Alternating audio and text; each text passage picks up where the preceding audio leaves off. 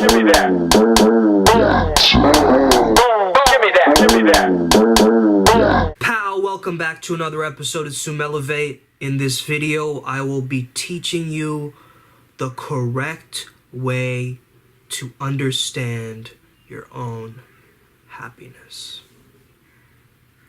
Now, we may think that happiness is something which comes and goes, which is true. It's not there 24/7.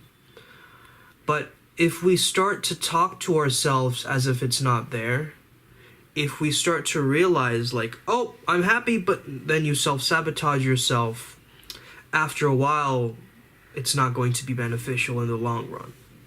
So what we must do is we must learn to feel good without any other external circumstances. We must learn to be happy just by ourselves. If we change the schooling system so that kids who are very young are growing up and they're learning to be present with themselves and just to feel good doing nothing. Doing absolutely nothing, just sitting there and feeling good. Not on their smartphones, not on their iPads, but just sitting there, breathing that good prana and just enjoying themselves. Just sitting, doing nothing.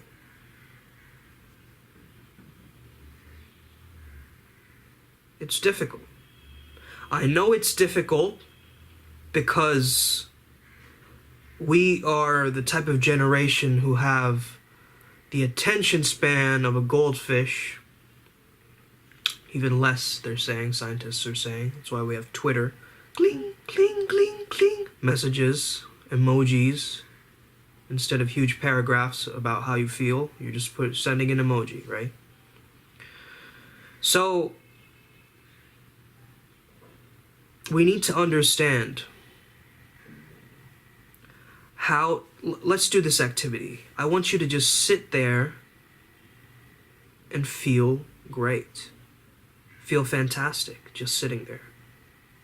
It may be difficult because you've never done something like this before, but maybe if you're familiar with things like meditation, mindfulness, presence,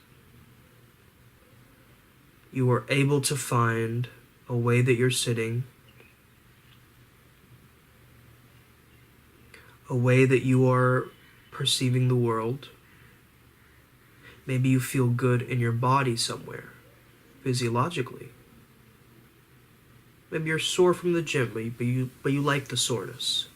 Maybe there's a little crick in your neck, but you still enjoy it. Find the things that you're enjoying, even if you feel dissatisfied with your body. Find something that you do like, and be present with it. This is retraining you to feel good, to feel pleasant, to have pleasant sensations. And this build-up over time is going to lead to your eudaimonic fulfillment, your happiness, right? There's eudaimonia in positive psychology, the fulfillment, working towards your goals, achieving your goals. But then there's also the hedonic happiness, which many of us go for, which is the instantaneous gratification. We need to ask ourselves why we're doing that, because we're not satisfied with ourselves. We're always looking externally for our happiness. Maybe these drugs will do it. Maybe this alcohol will do it. Maybe these clothes will do it. Maybe this situation will do it. Maybe this person will do it. Maybe having a lot of money will do it. Maybe having a nice car will do it. No. No.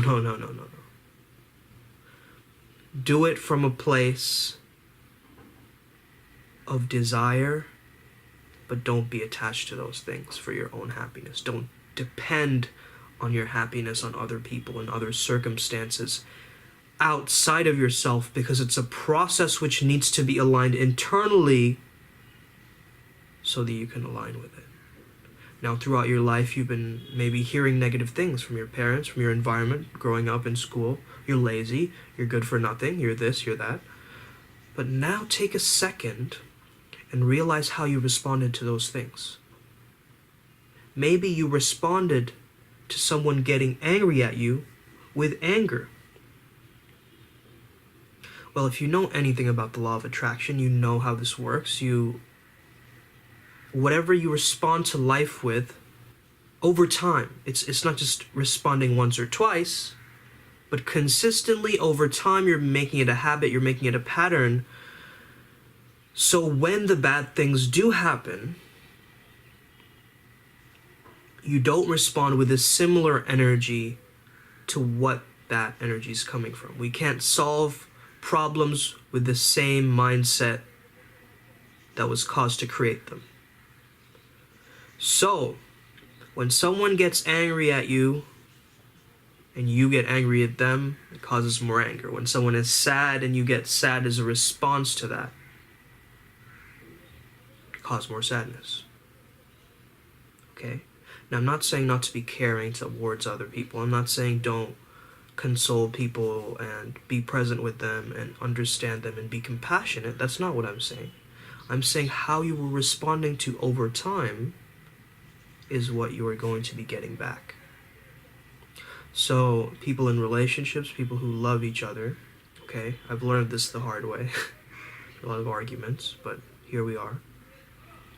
People want love. People who are wanting love. You must consistently respond with love to those moments in your partner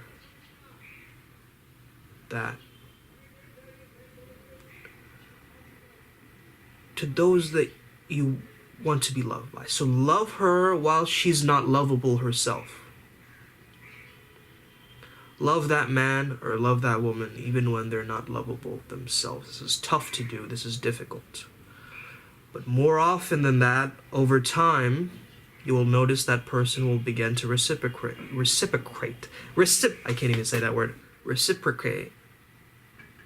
that love back. Feel good, share that with others. Feel good in your body. That's the correct way that we handle the obstacles in our life. To respond from a place that is strong, so over time we build the strength as a mental faculty, mental resource. Okay? It's not once or twice. You got to keep doing it. Thank you for listening. Sum Elevate. Back at it again. Peace out.